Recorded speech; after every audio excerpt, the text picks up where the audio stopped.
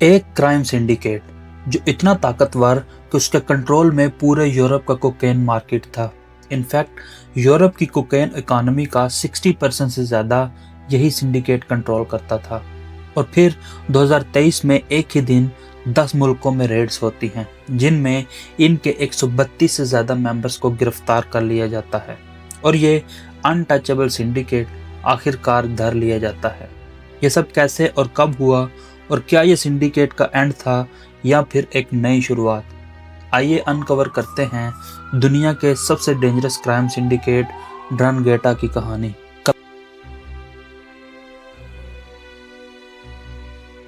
कलाब्रिया, southern Italy, एक गरीब isolated सा रीजन। यहीं से उठी एक ऐसी माफिया जिसका स्ट्रक्चर फैमिली बॉन्ड्स पर बेस्ड था। खून के रिश्ते, खानदानी लॉयल्टी और जीरो बेट्रेयल। इसी वजह से ड्रनगेटा को तोड़ना ऑलमोस्ट नामुमकिन था। यहाँ कोई बॉस या डॉन का फैंसी सिस्टम नहीं था। यहाँ हर क्लैन अपना मिनी किंगडम था और हर मेंबर अपनी जान क्लैन के लिए देने को रेडी। 1970s में इनका राइज शुरू हुआ। पहले किडनैपिंग्स, फिर एक्सटॉर्शन, फिर इल्लीगल पब्लिक कॉन्ट्रैक्ट्स।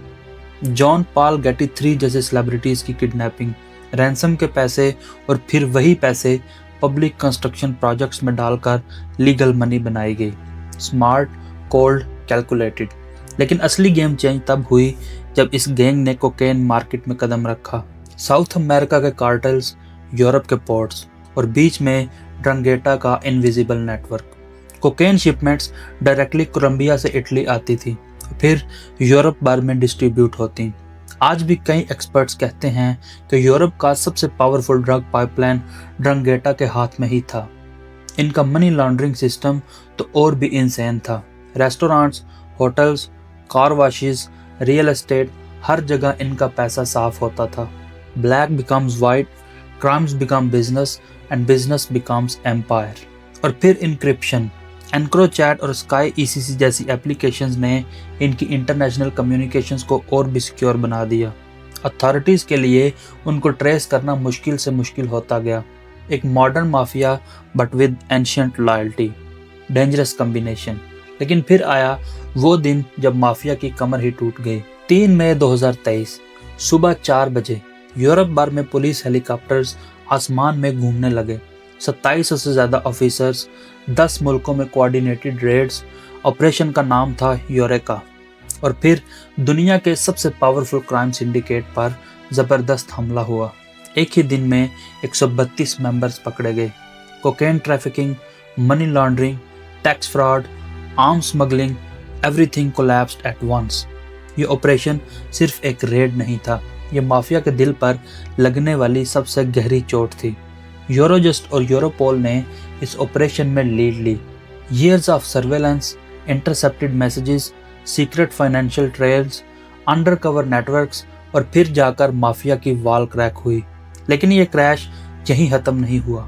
जून 2023 एक और मैसिव रेड, 34 और members arrest. Election manipulation, corruption, illegal waste trafficking. ये सिर्फ एक माफिया नहीं बल्कि एक शैडो गवर्नमेंट बन गई थी। और फाइनली इस गैंग की जड़ों को काट दिया गया। सबसे ज़बरदस्त ब्लो अक्टूबर 2025 में लगा जब कोर्ट ने पहला मेजर वर्डिक्ट सुनाया। ड्रनगेटा के मेंबर्स को कंबाइंड 1098 साल की जेल हुई और हैवी फाइन्स भी। एक माफिया जो कभी इटली, जर्मनी, बेल्जियम और नेदरलैंड्स को इन्फ्लुएंस करता था, अब अपने ही केसेस में फंसा जा रहा है। लेकिन एक इंटरेस्टिंग बात यह है कि ड्रनगेटा का फॉल एक यूनिक स्टोरी नहीं है। जापान में याकुजा, जो कभी एशिया का सबसे फियर्ड सिंडिकेट था, वो भी गिर रहा है। 2024 में उनकी मेंबरशिप रिकॉर्ड 18,800 तक गिर गई क्योंकि एक नया मॉन्स्टर उभर रहा है। Modern cyber gangs, no hierarchy, no loyalty, just online recruitment और डिजिटल क्राइम जैसे romance scams, illegal betting, crypto currency frauds, social media based extortion. नए ज़माने का नया माफिया। तो फिर सवाल ये उठता है, आखिर दुनिया के सबसे पावरफुल माफियाज क्यों गिर रहे हैं? टेक्नोलॉजी, ग्लोबल कोऑर्डिनेशन या फिर क्राइम का स्ट्रक्चर ही इवॉल्व हो रहा है? शायद अब माफियाज गन से नहीं, लैपटॉप से लड़ती हैं। शायद फ्यूचर का सिंडिकेट ड्रग ट्रैफिकिंग नहीं बल्कि डाटा ट्रैफिकिंग करेगा। यह कहानी ड्रंगेटा की है, याकूजा की है और शायद कल के डिजिटल माफियाज की भी हो सकती है। आपका क्या मानना है? क्या ट्रेडिशनल माफियाज वापस उठेंगे या फिर साइबर माफियाज दुनिया को सीक्रेटली कंट्रोल करने लगेंगे? नीचे कमेंट्स में अपनी राय ज़रूर दीजिएगा। वीडियो पसंद आई हो तो लाइक और शेयर करना मत भूलिए। मिलते हैं अगली वीडियो में।